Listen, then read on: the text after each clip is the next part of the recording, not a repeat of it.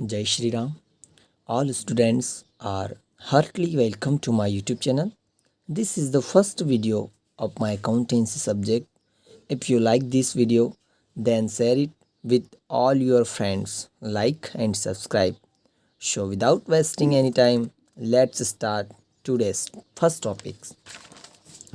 तो आज के हम इस सबसे पहले वीडियो में डिस्कस करने जा रहे हैं पार्टनरशिप फर्म्स के बारे में। वैसे तो हमने पार्टनरशिप फर्म पूरा डिटेल में डिस्कस कर लिया है, लेकिन ये शॉर्ट वीडियो है। इसमें हम बेसिक बातें करेंगे और रिवाइज करेंगे पूरा चैप्टर्स। इसलिए सबसे पहले हम ऑब्जेक्टिव टाइप क्वेश्चंस डिस्कस करेंगे। तो शुरू करते हैं। सबसे पहला क्वेश्चन है, in the absence of partnership deed interest on partners capital is allowed. पूछ रहे हैं कि अगर साझेदारी सल्लेख नहीं बनाया गया है तो साझेदार को उसकी कैपिटल पर ब्याज कितना दिया जाएगा? 6%, option A 6%, B 10%, C 12%, D not allowed. तो इसमें जो करेक्ट ऑप्शन है वो है डी नॉट अलाउड, क्योंकि अगर कोई भी फर्म पार्टनरशिप डीड नहीं बनाती है तो इंडियन पार्टनरशिप एक्ट 1932 के अकॉर्डिंग किसी भी पार्टनर्स ने अगर कैपिटल लगाई है तो उसकी कैपिटल पर उसको इंटरेस्ट प्रोवाइड नहीं किया जाएगा। अगला है, सेकंड क्वेश्चन है, इंटरेस्ट ऑन ड्राइंग्स इज, बोलते हैं आहरण पर ब्याज है। बताइए आहरण पर ब्याज फर्म के लिए क्या है, पार्टनरशिप फर्म के लिए क्या है? यानी कि जिस प्रकार हम पार्टनर्स जब फर्म में कैपिटल लगाता है और पार्टनरशिप डीड नहीं बनाई गई है ना, तो सेकंड क्वेश्चन है, interest on drawings is, option A loss of firm, B income of partners, C income of firm, D none of this. पूछ रहे हैं कि आहरण पर ब्याज है तो पार्टनरशिप फर्म के लिए आहरण पर ब्याज क्या है? बताइए। ऑप्शन है क्या हानि है, फर्म की हानि है, बी है क्या साझेदारों की आय है, सी है फर्म की आय है, डी नॉन ऑफ दिस, इसमें से कोई नहीं है। तो इसमें जो करेक्ट ऑप्शन है वो है C, option C income of firm, क्योंकि जो इंटरेस्ट ऑफ पार्टनर्स कैपिटल है वो तो फर्म के लिए लॉस होता है, लेकिन ये जो इंटरेस्ट ऑन ड्राइंग्स है ये फर्म के लिए इनकम होता है, जो हम ऑलरेडी डिस्कस कर चुके हैं। थर्ड क्वेश्चन है, interest on partners drawings in the absence of partnership deed. साझेदारों ने जो आहरण किया है उन पर अगर साझेदारी सल्लेख नहीं बनाया गया फर्म में तो जो साझेदारों ने आहरण किया है उस पर ब्याज उनसे लिया जाएगा या नहीं, अगर पार्टनरशिप डीड की एब्सेंस है तो इस केस में हमको जो पहला क्वेश्चन हमने डिस्कस किया था कि जी इंटरेस्ट ऑन कैपिटल है और इसमें भी पार्टनरशिप डीड एब्सेंट थी, तो उस केस में हमने पार्टनर्स को इंटरेस्ट नहीं प्रोवाइड किया था। तो इस क्वेश्चन में भी सेम टू सेम ऐसे होगा कि ड्राइंग्स जो है इंटरेस्ट ऑन पार्टनर्स ड्राइंग्स, इसमें भी हम साझेदारों ने जिस प्रकार आहरण किया है फर्म से तो उस पर भी उनसे भी कोई इंटरेस्ट चार्ज नहीं किया जाएगा। तो इसमें भी क्या आएगा, ऑप्शन डी नो इंटरेस्ट। फिर नेक्स्ट है, the essential elements of partnership is, मतलब जो साझेदारी फर्म है उसका महत्वपूर्ण अनिवार्य तत्व क्या होता है?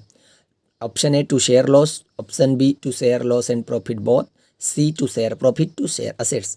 तो इसमें जो है ऑप्शन बी इज करेक्ट है, क्योंकि जो पार्टनरशिप है साझेदारी है उसका सबसे महत्वपूर्ण तत्व होता है हानियों और लाभों को बांटना। और नेक्स्ट अगला है, preparation of partnership deed is, जो साझेदारी सल्लेख है उसको तैयार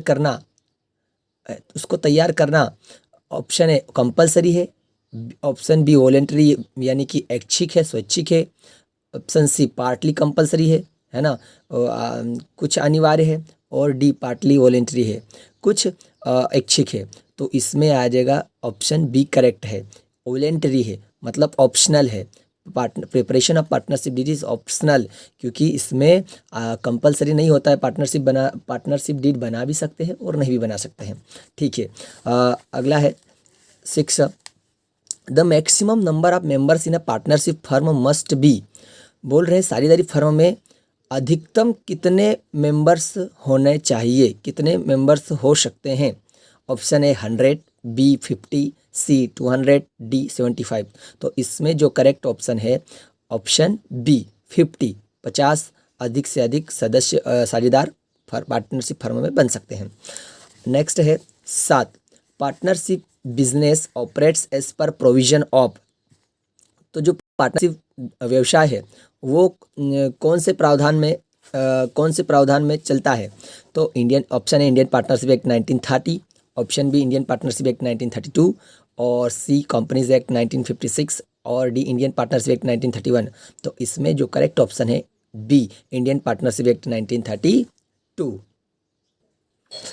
अगला क्वेश्चन है 8, what is the minimum number of partners required to form a partnership firm.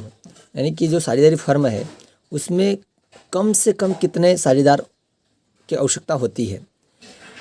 A 2, B 5, C 10, D 15। तो इसका ऑप्शन करेक्ट है ऑप्शन ए 2, 2 साझेदार हो सकते हैं मिनिमम। और अगला है the liability of partner in a partnership firm is. मतलब बोल रहे हैं कि पार्टनरशिप फर्म में जो साझेदारी व्यवसाय है उसमें जो साझेदार है उसकी लायबिलिटी कैसी होती है, यानी कि उसका दायित्व कैसा होता है। ऑप्शन ए लिमिटेड यानी कि सीमित होता है, option B unlimited, C both limited and unlimited, D department on the partnership deed.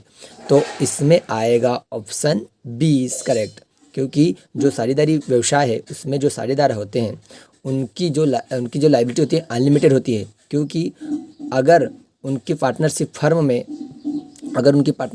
अगर जितना भी लॉस है वो अगर पार्टनरशिप फर्म पूरा नहीं कर पाती है तो फिर उनकी पर्सनल असेट्स भी बिकती है, यानी कि उनकी अनलिमिटेड लायबिलिटी होती है। फिर नेक्स्ट है 10, if a partners provides a loan to the firm in the absence of partnership deed, what is the interest rate on the loan.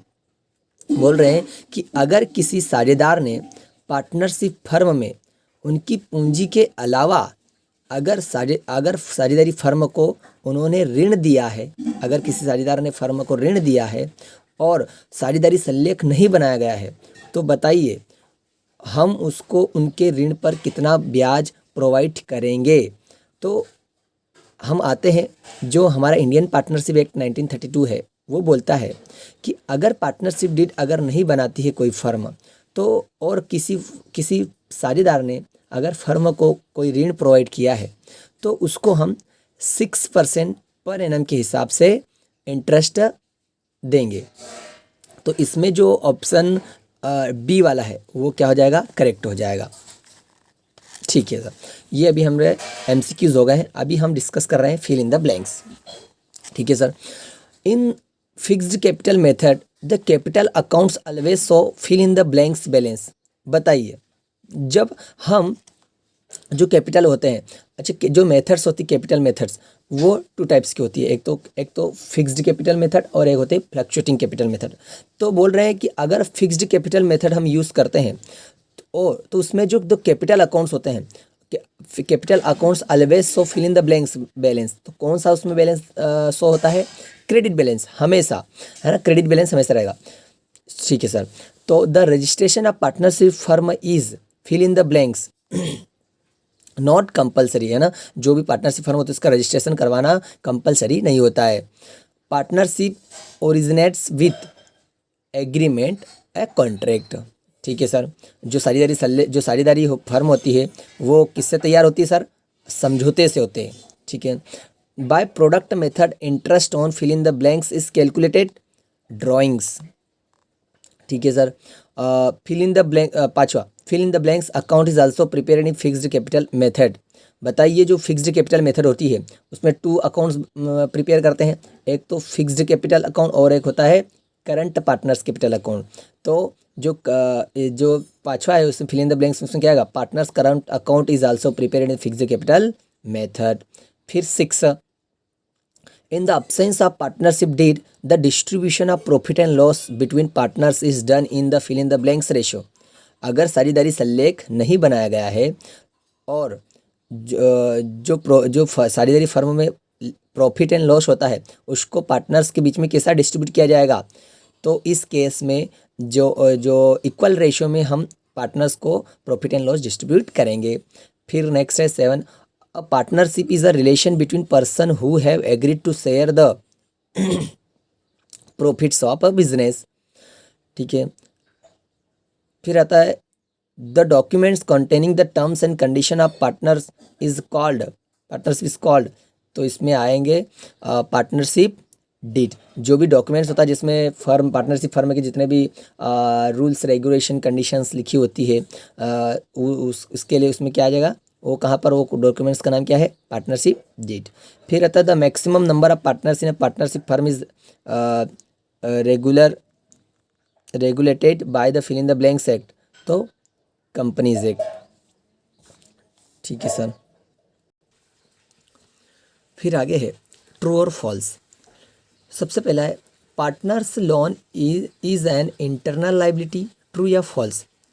बोल रहे हैं कि जो साझेदार है उसने फर्म में ऋण दिया है तो ये फर्म का आंतरिक दायित्व है क्या, सही बात है, ट्रू आएगा इसमें। In the absence of partnership deed the interest on capital shall be paid at the rate 6% per annum, तो इसमें भी in the absence of partnership, तो बोल रहे हैं कि अगर